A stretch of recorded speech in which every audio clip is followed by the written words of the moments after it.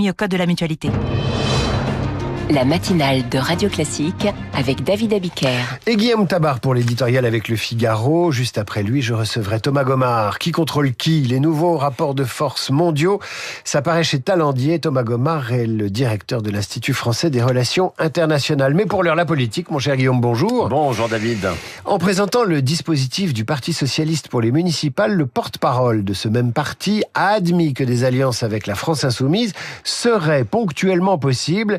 Est-ce une évidence ou une surprise ?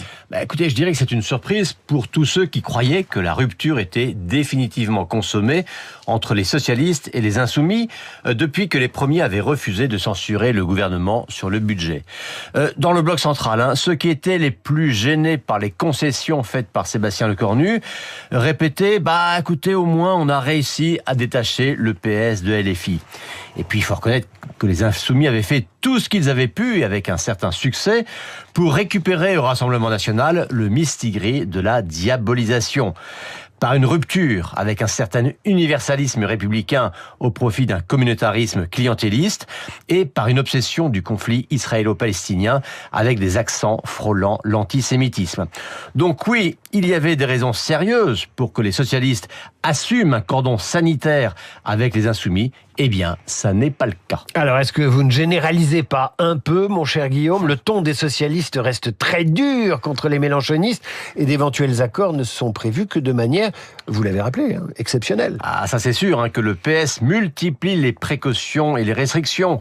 Des alliances avec LFI ne sont envisagées qu'au second tour, en cas de victoire possible du RN, au cas par cas, et envisagées qu'en vertu d'un choix local et pas de consigne nationale. Mais multiplier les réserves, ça n'est pas poser un interdit.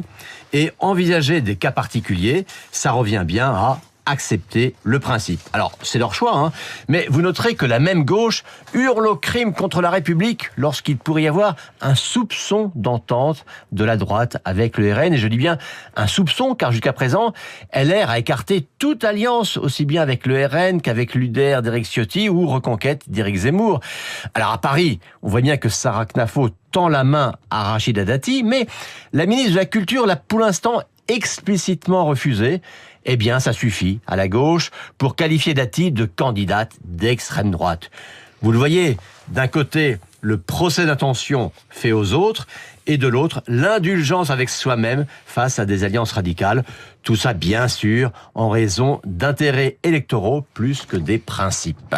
Je dirais qu'on commence à avoir l'habitude. Mais cette possibilité d'alliance avec la France insoumise en cas de risque de victoire du Rassemblement national, même un ministre du gouvernement l'a validé. Eh oui, ce ministre, c'est Laurent Panifou, le ministre des Relations avec le Parlement, qui a dit comprendre et approuver l'alliance avec LFI face au RN. C'est ni plus ni moins que le retour au Front républicain des législatives de 2024.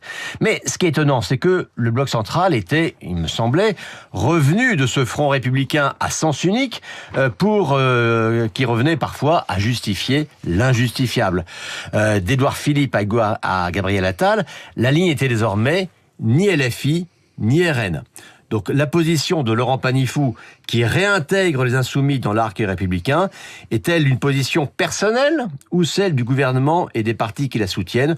En tout cas, des clarifications seraient bienvenues. Guillaume Tabar, éditorial à retrouver sur lefigaro.fr et sur la chaîne YouTube de Radio Classique. À demain, Guillaume.